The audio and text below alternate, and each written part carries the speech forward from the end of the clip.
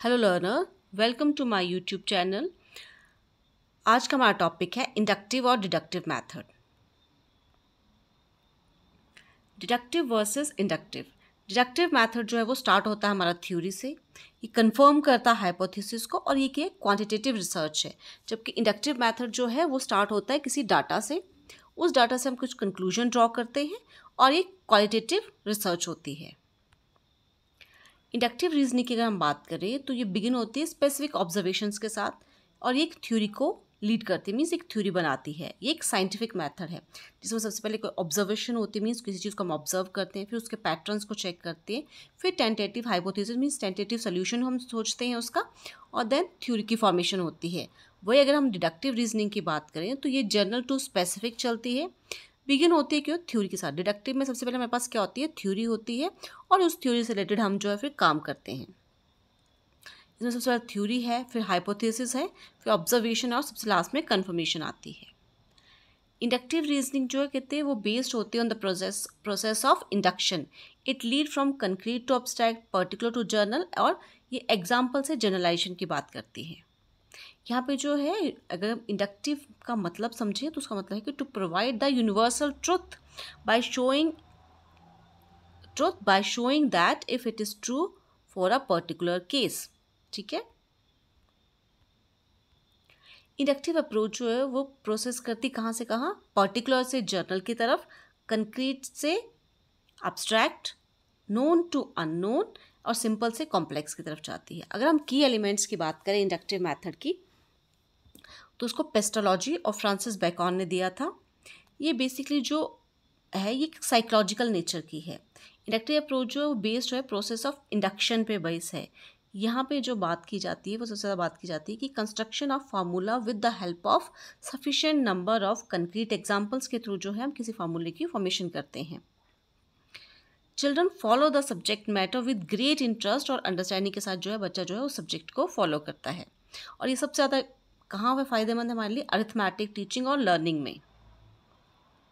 अगर हम स्टेप्स की बात करें इंडक्टिव मेथड की तो सबसे पहले presentation of example, means number of cases जो है वो टीचर बच्चों के सामने जो है वो प्रेजेंट करता है। फिर उसकी ऑब्जर्वेशन की जाती है, स्टूडेंट जो ऑब्जर्व करता है और किसी कंक्लूजन तक पहुंचने की कोशिश करता है। थर्ड आ जाता है जर्नलाइजेशन, जब बच्चा किसी कंक्लूजन तक पहुंचता है, ठीक है, means after observing the examples presented the teacher and children decided some common formulas बनाते हैं, प्रिंसिपल्स ले बायोलॉजिकल म्यूचुअल डिस्कशन के साथ जो उसकी जनरलाइजेशन की जाती है। और नेक्स्ट आता है testing and verification. After deciding the common formula या प्रिंसिपल जो भी बच्चा और टीचर ने डिसाइड किया है उसको वेरीफाई किया जाता है लॉ का with the help of examples. In this way children logically attain the knowledge of inductive method by following above steps. ठीक है, means presentation, observation, generalisation and testing and verification के थ्रू जो है inductive method का जो है वो steps हैं। अगर हम इसकी मेरिट्स की बात करें तो ये बच्चे के अंदर सेल्फ कॉन्फिडेंस को बढ़ाता है। ये एक साइकोलॉजिकल मेथड है, मीनिंगफुल लर्निंग है इसके अंदर, साइंटिफिक एटीट्यूड को बढ़ाता है बच्चे के अंदर। ये बच्चे के अंदर इंटेलिजेंस, हार्ड वर्क को भी ये जो है वो इनकलकेट करता है। इसमें बच्चे को पता होता है, अंडरस्टैंड करता है बच्चा कि उसको पर्टिकुलर फार्मूला तक कैसे पहुंचना है, कैसे फॉर्मेशन करनी है उसकी। बच्चे के लॉजिकल मैथड्स जो है वो ज़्यादा इसमें जो है वो काम आते हैं। ये कहते हैं नेचुरल मैथड जिसमें हम डिस्कवरीज कर सकते हैं। ये कहते हैं दिमाग पे ज़्यादा बर्डन जो है वो नहीं डालता है। Formula become easy to remember, जब आप खुद करके देखते हो तो कहते हैं फार्मूला जो है बच्चों को याद करना ज़्यादा इजी हो जाता है। अगर हम डीमेरिट्स की बात करें तो कहते हैं सर्टेन कॉम्प्लेक्स और जो कॉम्प्लिकेटेड फार्मूला से can not be generated, so this method is limited in range and not suitable for all topics. सब टॉपिक्स के लिए सुटेबल नहीं है। ठीक है, टाइम कंज्यूमिंग है, लेबोरियस मैथड है, लेंथी प्रोसेस है इसके अंदर। ठीक है, और कुछ टॉपिक्स को ये कवर कर पाता है। ये सुटेबल नहीं है फॉर हायर क्लासेस।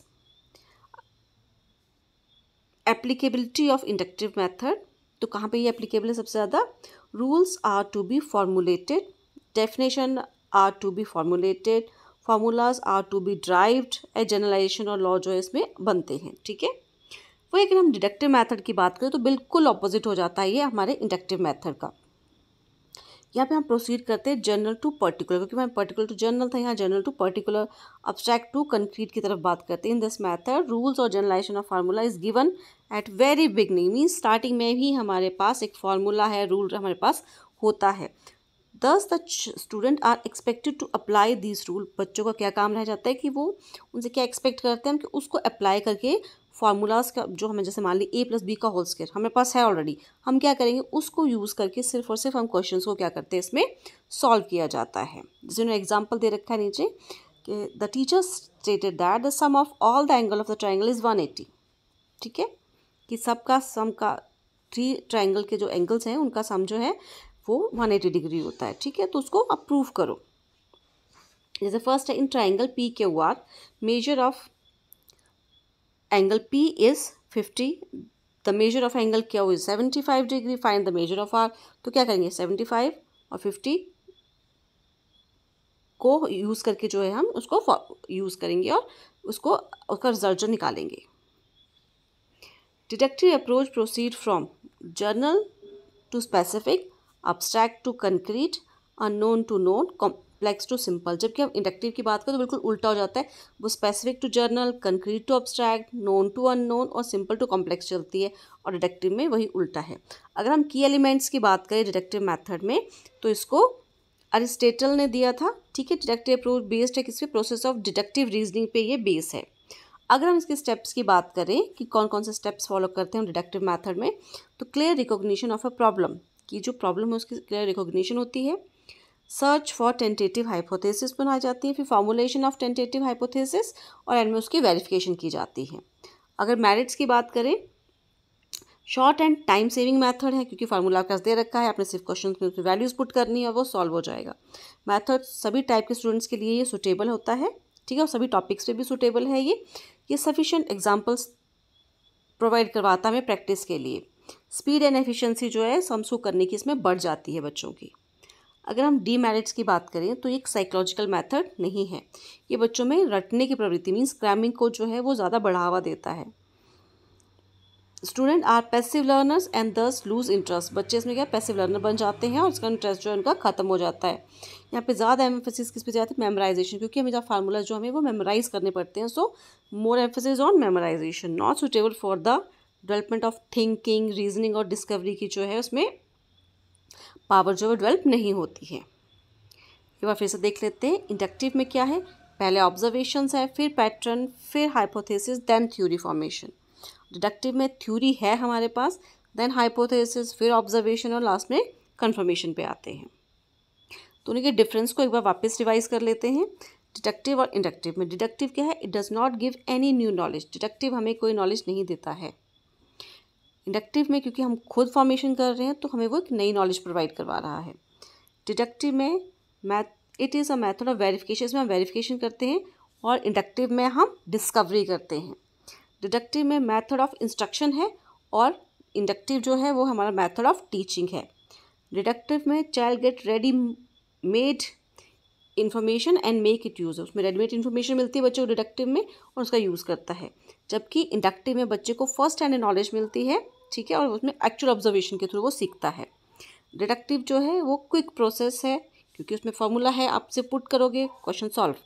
और इंडक्टिव में एक स्लो प्रोसेस है, क्योंकि आपको फार्मूला बनाना है। डिडक्टिव में it encourage depends on other sources, उसके अरेंजमेंट किस पर डिपेंड करती है, बाकी सोर्सेज कैसे हैं उसके।